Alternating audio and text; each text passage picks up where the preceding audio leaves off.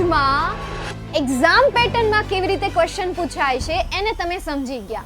કોઈ વસ્તુ નથી તો હાર્ડ હોતી, નથી તો ઈઝી હોતી, બસ એ આપણા માઇન્ડસેટનો ખેલ છે. આ માણસની ઘડેલી એક કહાની છે. માણસને જ્યારે આરામ કરવો હોય ને, પ્રોબ્લેમ મળી નથી ને સોલ્યુશન ગોતવાની શરૂઆત કરી નથી, પ્રોબ્લેમ મળી નથી અને સોલ્યુશન ગોતવાની શરૂઆત કરી નથી. આ જ બેસ્ટ વે છે કોઈ પણ હાર્ડ વસ્તુને શીખવા. જ્યારે તમે સૂઈ જાઓ છો ને, હેલો એવરીવન, કેમ છો મારા વહાલા વિદ્યાર્થી મિત્રો?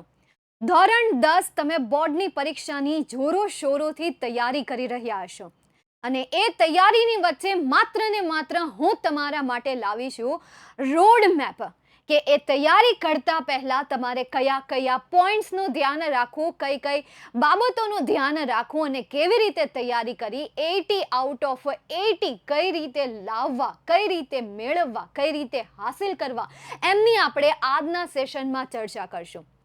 આજના સેશનમાં આપણે રોડ મેપ હું તમને આપું એની પહેલા માય ડિયર સ્ટુડન્ટ, તમારા માટે સૌથી ધ બિગેસ્ટ પ્રોબ્લેમ, અને એ બિગેસ્ટ પ્રોબ્લેમ શું છે હું અત્યારે તમને કહી દઈશ કે આ કરો, તે કરો, આ રીતે તમે તૈયારી કરો, આ સ્ટેપ પછી આ કરો, આ ફલાણા સ્ટેપ પછી તમે ફલાણું કરો, ઢીકણા સ્ટેપ પછી તમે આ સ્ટેપ લેજો. આ બધી વસ્તુ હું તમને અત્યારે કહી દઈશ.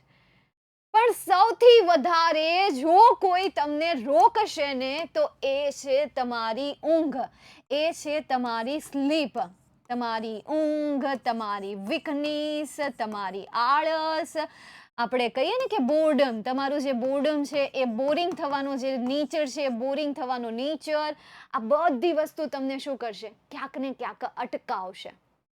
અને સૌથી વધારે અટકાવતી કોઈ વસ્તુ હોય છે તો એ છે નેગેટિવ થોટ્સ, નેગેટિવ થિંગ. આ બધી જ વસ્તુ તમને અત્યારે હું જે કંઈ પણ આપીશ તમે ધ્યાનથી સાંભળી લેશો.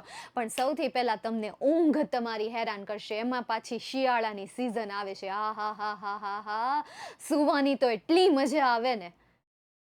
એટલે ઠંડીના મારે આપણે પડ્યા રહેશું એટલે ઊંઘ તમને હેરાન કરશે. વીકનેસ, ક્યાંક ને ક્યાંક તમે વીકનેસ ફીલ કરશો, કંટાળો આવશે.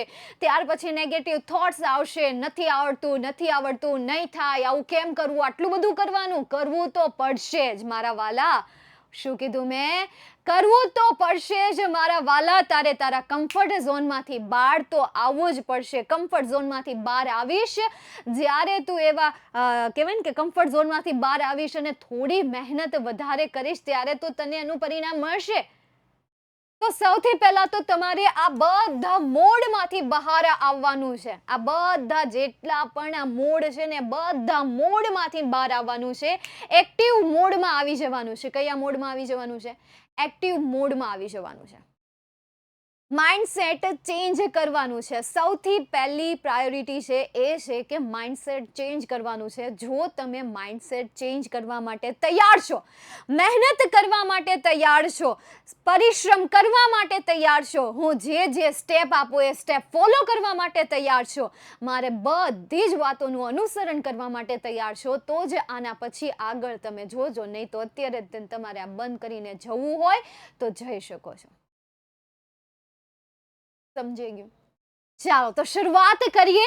અને શરૂઆત કરીશ એ પહેલા કે તમારે કોઈ પણ સબ્જેક્ટમાં, ખાસ કરીને અંગ્રેજી વિષયમાં તમારે પૂરેપૂરા માર્ક્સ મેળવવા છે, તમારે પૂરેપૂરા માર્ક્સ હાસિલ કરવા છે, તો સૌથી પહેલા તો તમારે તમારો અંગ્રેજી વિષયનો જે આખો સિલેબસ હોય છે ને, અંગ્રેજી વિષયનો જે આખો સિલેબસ હોય છે એ સિલેબસ સમજવાનો હોય છે. ઇંગ્લિશ લિટરેચર આખું સમજવાનું હોય છે કે એમાં કેટલા ચેપ્ટર છે, કેટલી કવિતાઓ છે, કેટલા એમાં ગ્રામરના ટોપિક છે, એમાં કયો ટોપિક બહારનો પૂછાય છે, કયો ટોપિક એમાં એસેમાં કયા એસે છે, કેવી રીતે આન્સર લખાય છે. આ સંપૂર્ણ સિલેબસ, વોલ સિલેબસ તમારી આખો એટલે આખો અંગ્રેજીનો વિષય કે એમાં કેટલા ટોપિક છે એ ટોપિકનું લિસ્ટ તમારી પાસે હોવું જોઈએ. આજે રોડ મેપની હું શરૂઆત કરું છું. સૌથી પહેલા તમને તમારો સિલેબસ ખ્યાલ હોવો જોઈએ, તમારો અભ્યાસક્રમ ખ્યાલ હોવો જોઈએ. આ તો ખબર જ ન હોય કે એલા જ્યારે પેપર આપીએ ત્યારે ખબર પડે એલા આવું પણ આવે છે.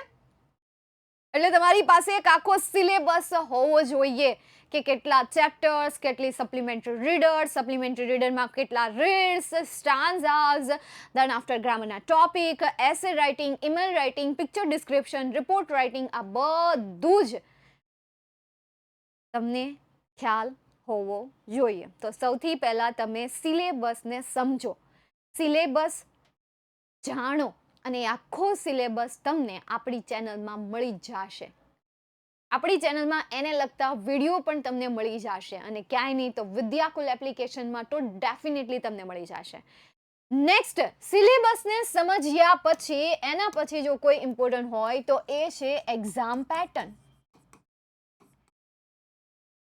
Exam patterns. હવે એક્ઝામ પેટર્ન્સ મતલબ કે અચ્છા તમે જોઈ લીધું કે આટલા ચેપ્ટર આવે છે, આટલી કવિતાઓ આવે છે, આટલા ગ્રામરના ટોપિક આવે છે, આટલા એસે હોય છે, આવી રીતે એસેની ફોર્મેટ હોય છે, ઈમેલ રાઇટિંગની આવી રીતે ફોર્મેટ હોય છે, પિક્ચર ડિસ્ક્રિપ્શન આવે છે, અનસીન ડેટા આવે છે, સપ્લિમેન્ટરી રીડર આવે છે, તમે જાણી લીધું.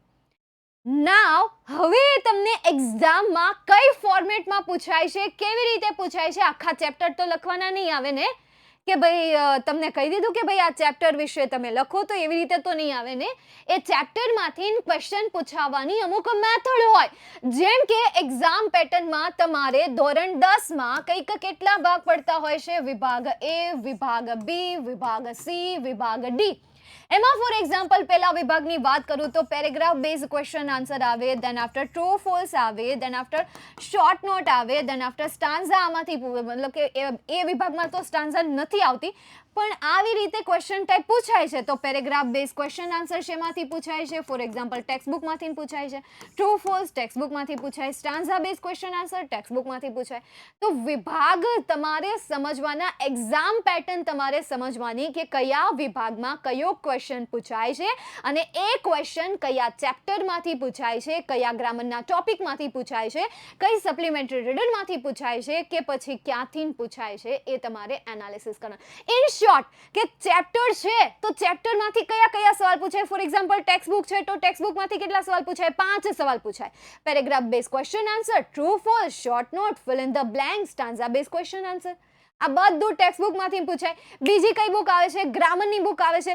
ગ્રામરની બુકમાંથી match the following, respond the cue, complete the sentence, WH question, do as directed, then after do as directed પછી કોમ્બાઇન ધ સેન્ટેન્સ, મતલબ કે કન્જક્શન તમને પૂછાય, એડિટિંગ પૂછાય. ડુ એસ ડાયરેક્ટમાં બધું આવી ગયું. તો આટલા મુખ્ય ગ્રામરના ટોપિક છે કે જે તમને ગ્રામરમાંથી પૂછાય છે.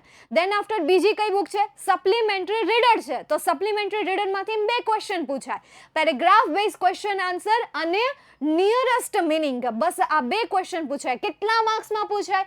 તો 5 માર્ક્સમાં પેરેગ્રાફ બેઝ ક્વેશ્ચન આન્સર, 3 માર્ક્સમાં તમને નિયરેસ્ટ મિનિંગ પૂછાય, ટોટલ 8 માર્કનું તમને સપ્લિમેન્ટરી રીડરમાંથી પૂછાય. પછી અનસીન ડેટા આવે.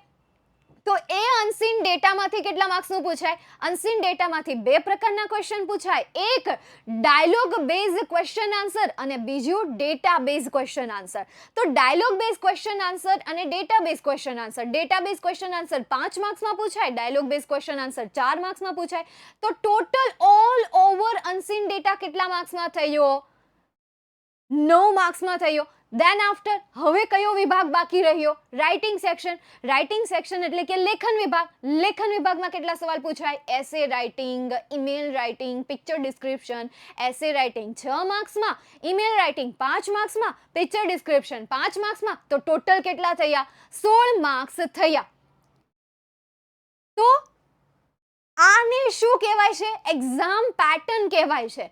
કે જે ટોપિક તમારે આવે છે એ ટોપિકમાંથી તમને કેવા સવાલ પૂછાય છે, એ સવાલની તૈયારી કરવી, એ સવાલને સમજવા. ઘણી વખત કેવું થતું હોય કે વિદ્યાર્થીઓ પરીક્ષા આપતા હોય, સાંભળજો, વિદ્યાર્થીઓ પરીક્ષા આપતા હોય તો સવાલ વાંચે તો આ મતલબ કે થોડી વાર વિચારે કે ભાઈ આ સવાલ કયા પ્રકારનો સવાલ છે, શું છે, મતલબ કન્ફ્યુઝ થઈ જાય.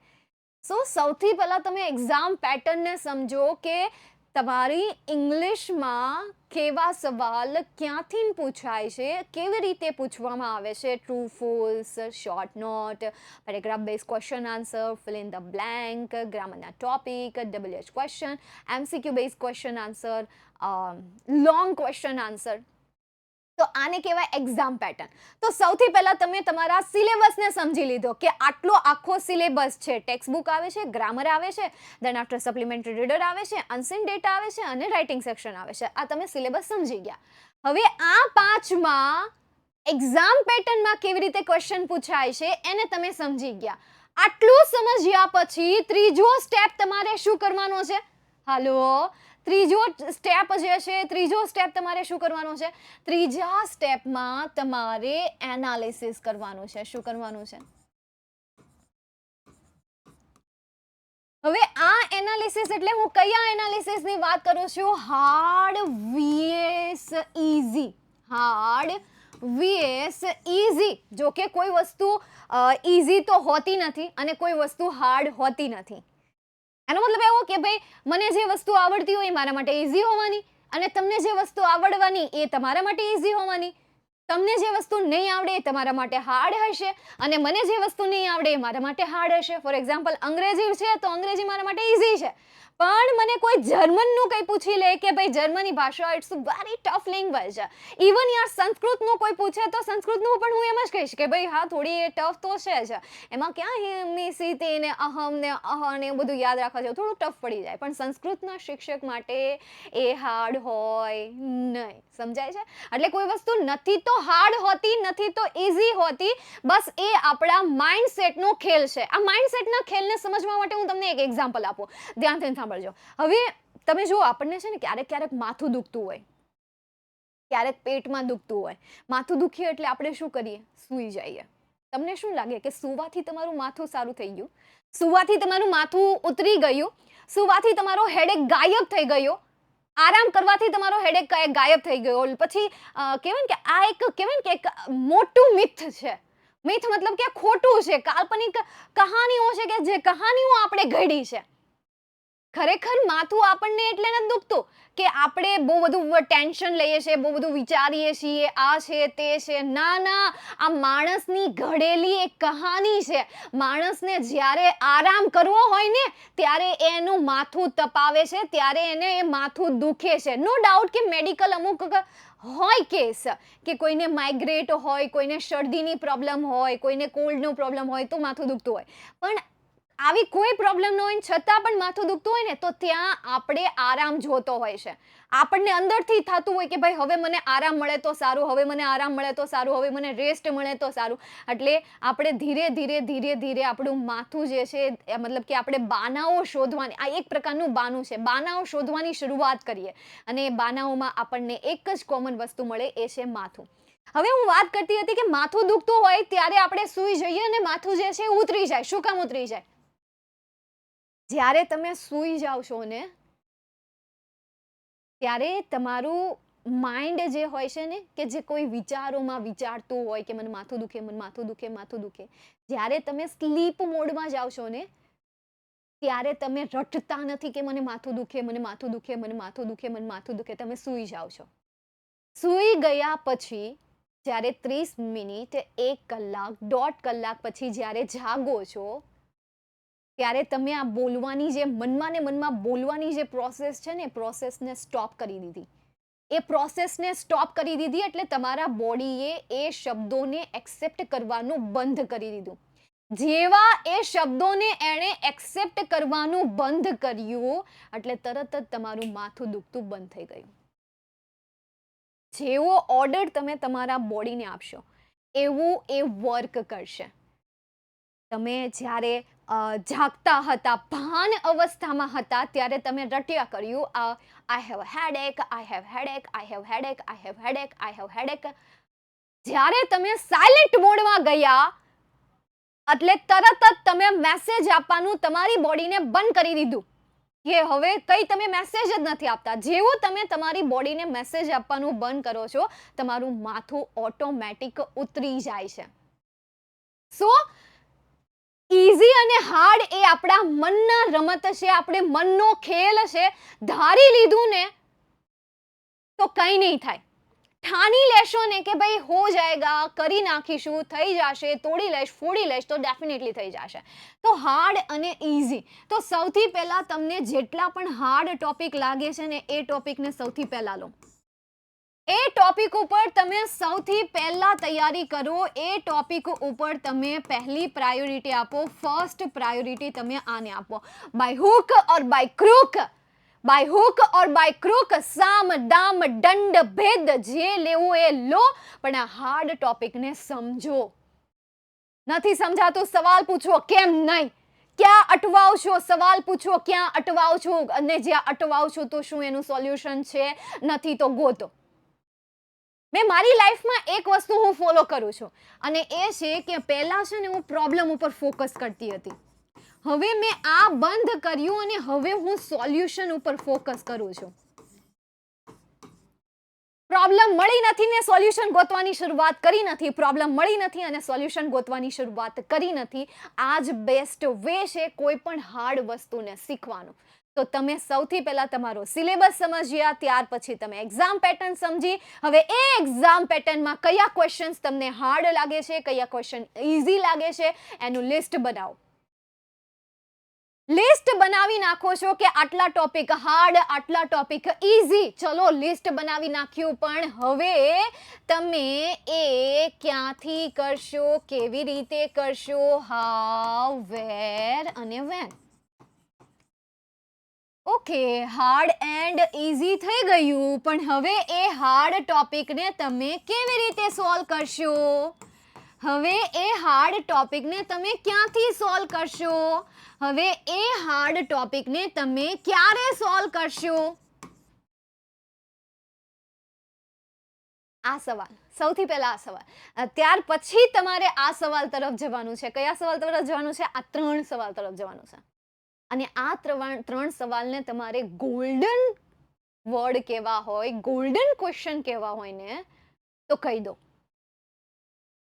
તમારું કરિયર છે, તમારી એક્ઝામ છે, તમારે બિઝનેસ કરવો છે, તમારી કોઈ પણ પ્લાનિંગ છે, કોઈ પણ ગોલને હાસિલ કરવો છે, કોઈ પણ લક્ષ્યને હાસિલ કરવું છે, આ 3 વસ્તુ તમે એમાં એડ કરીને હાઉ, કેવી રીતે, વેર, ક્યાં, વેન, ક્યારે, આ સવાલોના જવાબ મેળવી લીધા ને, તો તમારે જે રિઝલ્ટ જોઈએ છે, તમારા જે પણ સ્વપ્ન છે, સપનાઓ છે, કે જે પણ છે, એ બધા શું થઈ જશે? હાસિલ થઈ જશે. તો નક્કી કરો કે હાર્ડ ટોપિકને તમે કેવી રીતે, કોની પાસેથી, અને મતલબ કે કઈ રીતે તમે એને કમ્પ્લીટ કરશો. તમારી પાસે ઓલરેડી વિદ્યાકુલ ચેનલ છે જ, અને હું તો એમ કહું કે જ્યારે તમે કોઈ એક વ્યક્તિને ફોલો કરતા હોય તો એને જ ફોલો કરો. ઘડીક તમે મારું સાંભળો, ઘડીક તમે આનું સાંભળો, ઘડીક તમે આનું સાંભળો, કન્ફ્યુઝ થઈ જાશો. કારણ કે મારું માઇન્ડસેટ, એનું માઇન્ડસેટ અને એમનું માઇન્ડસેટ સરખું નથી. બે ભાઈ બહેનના માઇન્ડસેટ એ સરખા નથી હોતા. તો તમને કેમ એવું લાગે છે કે અમારા ટીચર્સના બધાના માઇન્ડસેટ સરખા હશે? અલગ જ હશે. If you want to score in any subject, you have to follow one person, one book, one theory, one concept, one method.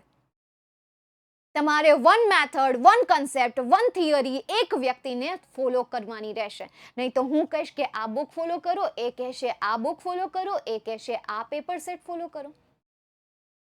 You are getting confuse. તમે પછી કન્ફ્યુઝ થઈ જશો. So just follow one person, just follow one guider, કે જે તમને guide કરે છે, જે તમને માર્ગદર્શન આપે છે, જેની સાથે તમે કમ્ફર્ટેબલ છો.